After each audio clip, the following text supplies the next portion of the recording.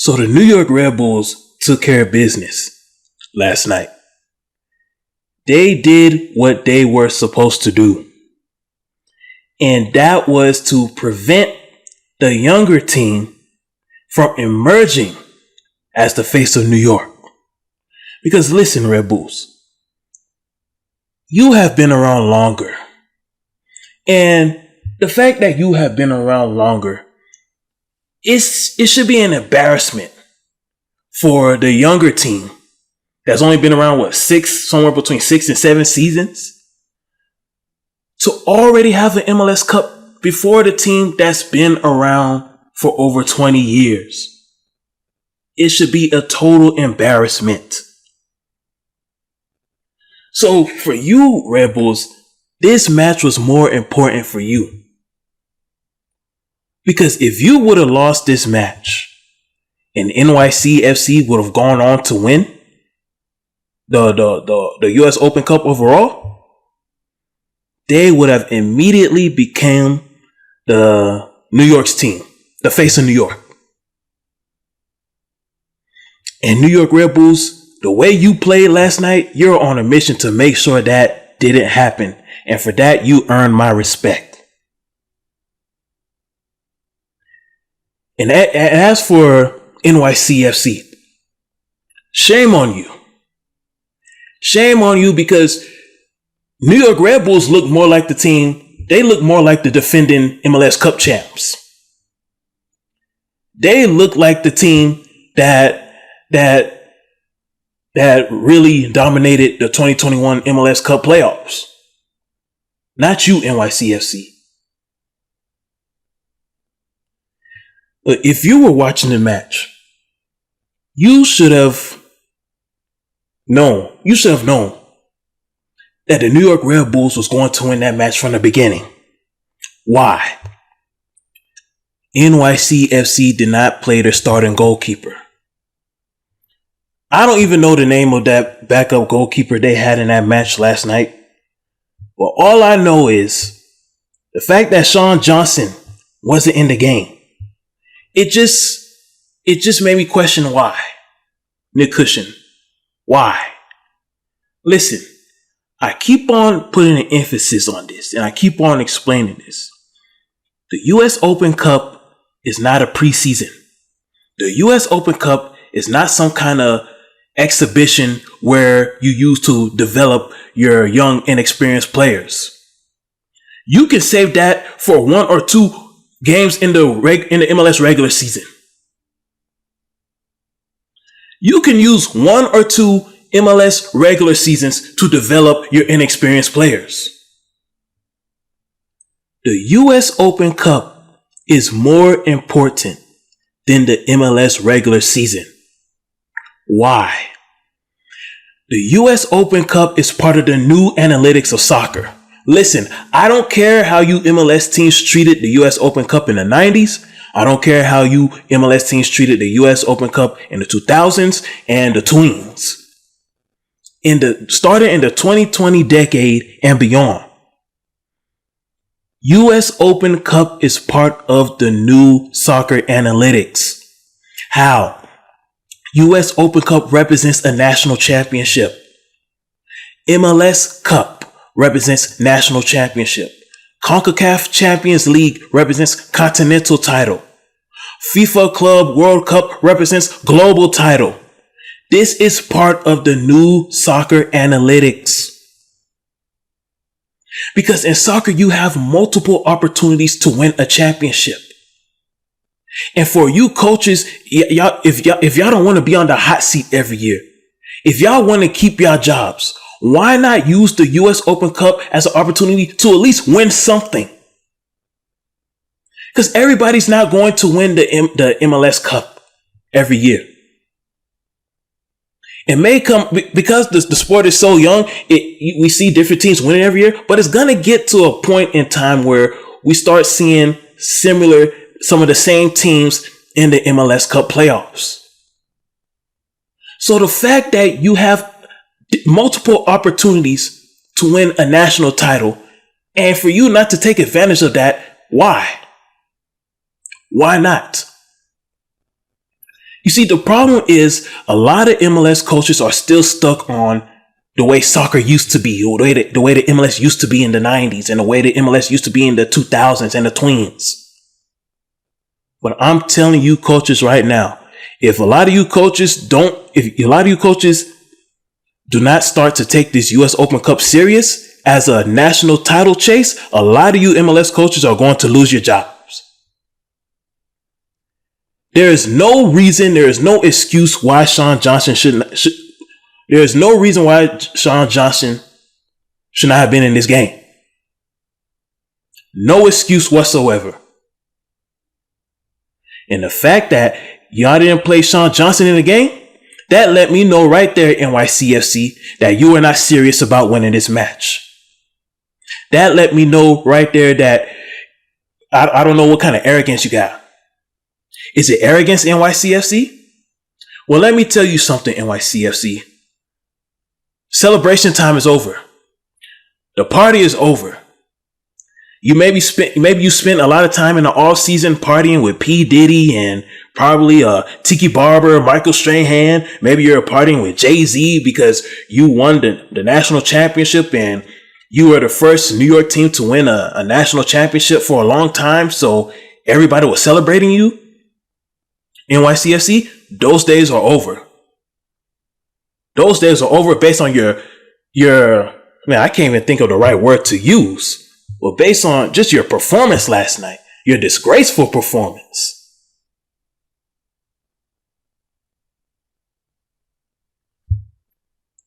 Like the game was kind of hard to watch in the first half. The New York Red Bulls was really the team trying to play some real football. The New York Red Bulls was really the team trying to create plays for each other to try to score. NYCFC, they had something else on their mind. They were just playing for fouls. NYCFC wasn't even playing their style of play. They were just playing for fouls, tackling, and just complaining to the refs. Led by their supposed star, Tati Castellanos. Listen, do you know, like within the first 30 minutes of the match, both teams combined had 20 fouls. 20 fouls combined within the first 30 minutes. And a lot of those New York Red Bulls fouls, it was provoked by NYCFC. Because NYCFC, they didn't show up to play football. I don't know what was on NYCFC's mind last night. I want to talk about you, Tati Castellanos. As a matter of fact, and for a lot of players, I'm going to create nicknames because some of your names I struggle with. So I'm going to just call you TC or Tati. Tati has not been the same ever since that 4-goal match against, I believe it was Montreal. Actually, it was against Real Salt Lake. Actually, ever since the end of April, Tati Castellanos' play on the field has not been the same. Ever since these talks about him getting recruited by multiple European clubs, his play has diminished. He has not been that same aggressive guy that's constantly scoring goals and just making plays to help his team succeed. Tati Castellanos, the leader of NYCFC, has he has diminished himself to turn into a crybaby diva. Ever since May, it's been hard to watch Tati play. It's like, what is going on? Before all these talks about you going to Europe, because we know you want to leave, Tati. We already know you want to leave. So MLS fans and MLS spectators, or NYC fans and NYC spectators, they're just trying to enjoy you play before you go, because we know eventually you're going to be gone because you want to leave. But it seems like you're angry. It seems like Tati is angry because no European team or no English Premier team has been able to match the price that Abu Dhabi is offering for Tati, which is 15 million. First, I mean, we were hearing teams like West Ham and Leeds United, and nobody has matched the offer. So Tati is still in NYCFC. He's still playing in the MLS. And I believe that because of that, because he's not playing in England right now or Europe, or whatever country he wants to be in right now. He has thrown a temper tantrum and he is angry. And instead of him creating plays, instead of him being a professional football player, all he does is complain to the ref. He cries and complains to the ref every single time. He's always expecting the calls to go his way. It can be a little touch. A player just gives him a little touch or a little tap on the shoulder and he's crying to the ref for a foul. He's always looking for a free kick. He's not the same aggressive professional leader that he once was. Or has he ever been? There is no doubt in my mind that if Tati was not constantly throwing temper tantrums during this Hudson River Derby, the team would have responded better. But because they see their star player getting angry and throwing temper tantrums, they're going to follow his lead. And that's what they did. NYCFC was not focused on playing football. I don't know what their minds were on. But Abu Dubai, you have a serious issue. Because your star player is not focused on professional football. He's angry that he's still playing in the MLS. And he wants to leave the MLS. So until he leaves the MLS, he's going to continue to throw temper tantrums. And my suggestion to you, Abu Dubai, is that if he continues to act like that, you sit him on the bench. You sit him on the bench until he gets his attitude in order. Because right now, he's not acting like a professional football player. He's acting like a teenage diva. He's acting like an NBA diva. It looks like he wants to become the Odell Beckham Jr. of the MLS. NYCFC played so bad in this game that not even Sean Johnson could have helped. Even if Sean Johnson would have played in this, it wouldn't have helped. I mean, the defense was just breaking. The defense wasn't playing defense. The defense was just trying to fight the whole time. Offense, they didn't know what to do. I mean, if you're an NYCFC fan, you had to be embarrassed by how that team performed last night. Now, on to the Red Bulls. The Red Bulls can win 3 titles this season. 2 national titles, which is the US Open Cup and the MLS Cup. And 1 regular season title, which is another supporter shield. Right now, the 2 teams, that's the forerunner for the supporter shield, they're going to be facing each other this weekend. Red Bulls, LAFC. That's definitely going to be must-see TV. And this is possibly Carlos Vela's last time playing against the Red Bulls. But that's for another monologue. But also for NYCFC, instead of them having a chance to win 4 titles, now it's just 3. You got MLS Cup, Supporter Shield, and the Campeones Cup. It is what it is. The fact that both New York teams are relevant, this is good for American soccer. Because even though we have social media and a lot of teams can become real popular off of social media, your big market teams are still important. Because in soccer in general, like MLS doesn't have like MLS fans that are wanting to watch multiple games. People who are fans of MLS, they're more so fans of the team. They're not really fans of the league. They're fans of the team. It's not like NFL and NBA where you have a lot of star players that enables basketball and rugby style football to just cheer for the league as a whole. It's not like that in the MLS. Because of the lack of stars, MLS fans root for their favorite teams. It's usually their local teams. That's why in the MLS, it's very important for your big market teams in New York, Los Angeles, Chicago, and Atlanta to truly perform well. Because if those teams perform well, you will have more viewership to your league as a whole. Because a lot of people live in those cities. Those are your big population cities. So when teams in those 4 cities, New York, Chicago, Los Angeles, and Atlanta, when they're playing well, more people will be drawn to watch your league. So the MLS, you don't have to be like the NBA or Major League Baseball, where one team is good, the other team is bad. You don't have to be like the NBA, where one team is good, the other team is bad. You don't have to be like the NFL, where one team is good, another team is bad.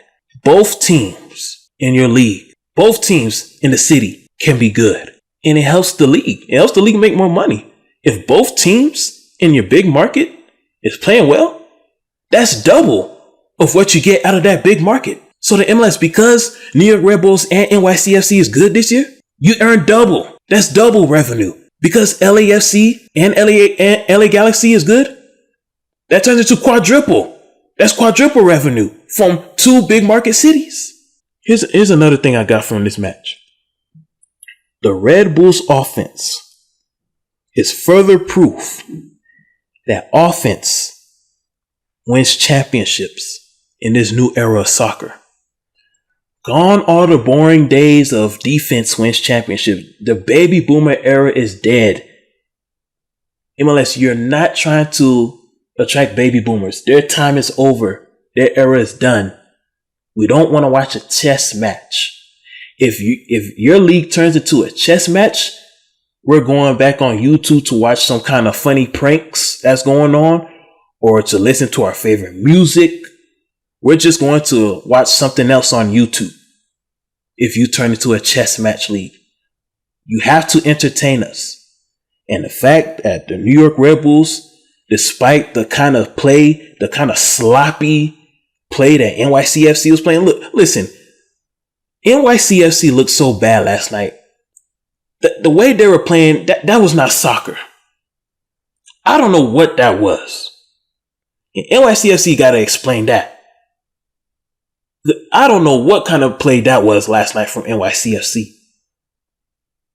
But the New York Red Bulls, despite the adversity, despite the distraction from from NYCFC, they still was able to enforce their style of play, especially in the second half. Offense wins championships.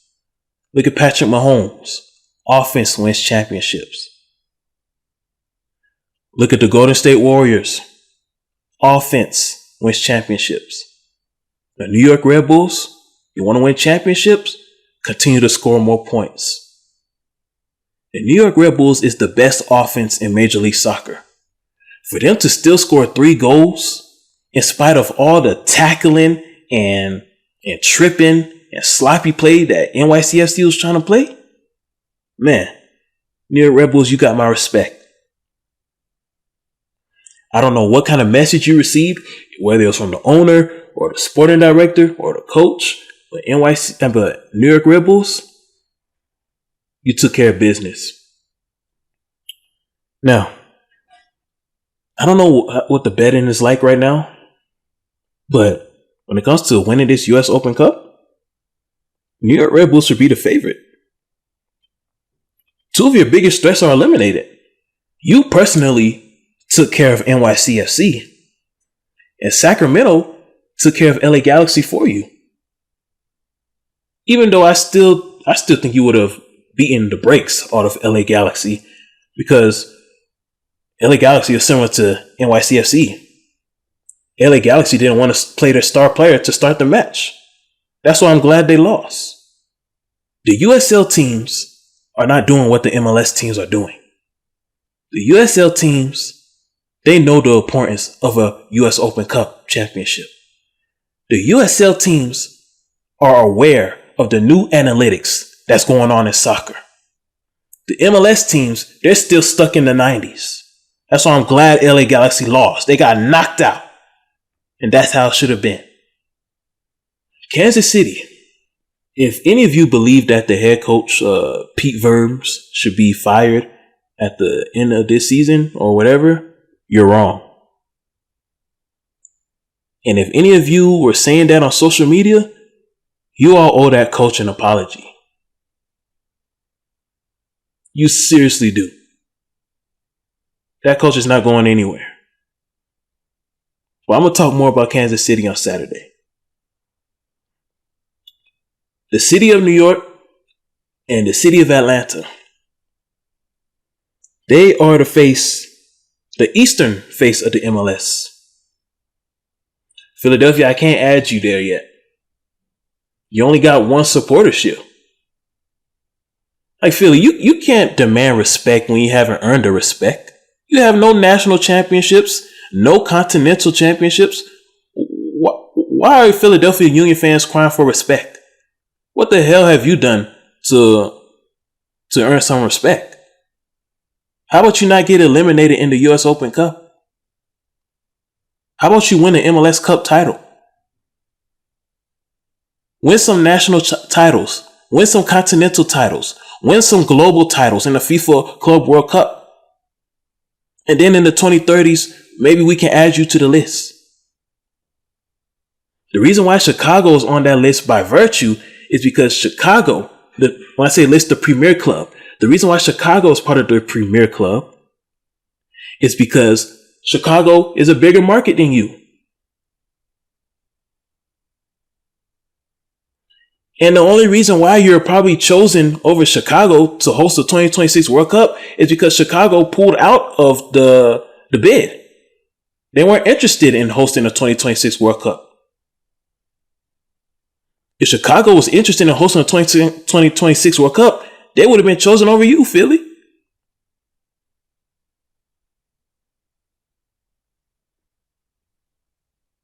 Anyhow, New York and Atlanta. I like this. Both New York teams playing well. This is good for the MLS. This is good for American soccer. You know, big markets may not matter in the NFL and the NBA because those sports have grown to like an astronomical level of popularity due to their star players, due to them not losing their star players to Europe or Mexico or Canada. So they can afford to have good teams in small markets like a Houston or not Houston, but like a OKC or New Orleans. They can afford to have a guy like Zion Williamson stay in New Orleans for a long time because they don't lose their star players to European clubs every year. Unless you're not on that same boat, you can't do that. So both New York teams playing well, it's very good for the league. New York Red Bulls, you earn my respect. You are the king of New York. Actually, I take that back. There's no king of New York right now. Because even though you won New York Red Bulls, you got to win a national title. I'm not calling you king of New York if you haven't won any national titles. I can't call you king just because you dominate a rivalry game. Nah. Now that you won this game, my expectations for you, New York Red Bulls, has risen. It has risen higher. I'm expecting you to win this year's US Open Cup, New York Red Bulls. I'm expecting you to win this year's US Open Cup. After you win this year's US Open Cup, then I'm expecting you to win a supporter shield. After you win a supporter shield, then I'm expecting you to win an MLS Cup title. I'm expecting you to win 3 championships this year. If you win 1 national title, then you're tied with NYCFC. See, NYCFC still has a gap on you, and that's national title. But the gap is not wide. That's why I don't understand why NYCFC was playing that match as if they have been the best team for the past 20 years. NYCFC, it's just a small gap that you have that separates you from the New York Red Bulls. And that's just 1 national title. All the New York Red Bulls have to do is win this US Open Cup. They have a national title. They're tied with you. So New York Red Bulls, if you win this US Open Cup and the MLS Cup, then I will crown you as King of New York, because that's 2 national titles over NYCFC's 1 national title. So New York Red Bulls, you're on my respect now. I'm watching you. And this match against LAFC this coming weekend is must-see TV. And it could be a possible preview of the MLS Cup Championship game. Who knows? We'll see. Rolling up blood on the highway. Oh, that I mentioned it's my mind strain. I ain't got time for the mind games. She giving me brain like a migraine. You can look but you can't find me. Yo, new shit sound like a Benadryl. Yo, girl hit me like when we finna chill. She kinda annoying, I hit it still. They said I would fail, but I did it still. And now I'm caught up in the whirlwind. Go to sleep and wonder where the world went. If they on the path, then I encourage them. We just out here young and fucking flourishing. Never